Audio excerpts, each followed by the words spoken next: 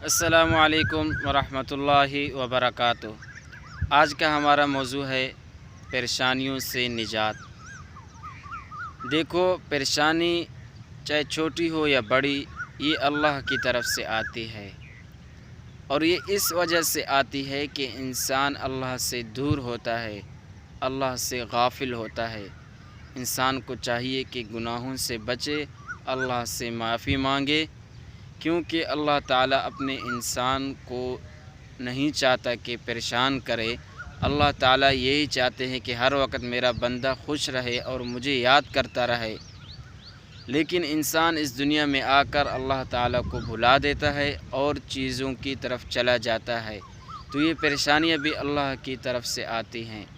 تو جتنی بڑی پریشانی ہو، آپ نے قرآن پاک کی یہ جو آیات مبارک ہے، یا بدیع السماوات والارض، اس کا 100 بار ورد کرنا ہے اور خوب گڑ گڑا کر دل کے ساتھ دعا کرنی ہے۔ انشاءاللہ ثم انشاءاللہ آپ کی پریشانی ختم ہو جائے گی، اللہ تعالیٰ آپ کو چین اور سکون دے دیں گے۔ وآخر دعوانا ان الحمد للہ رب العالمین۔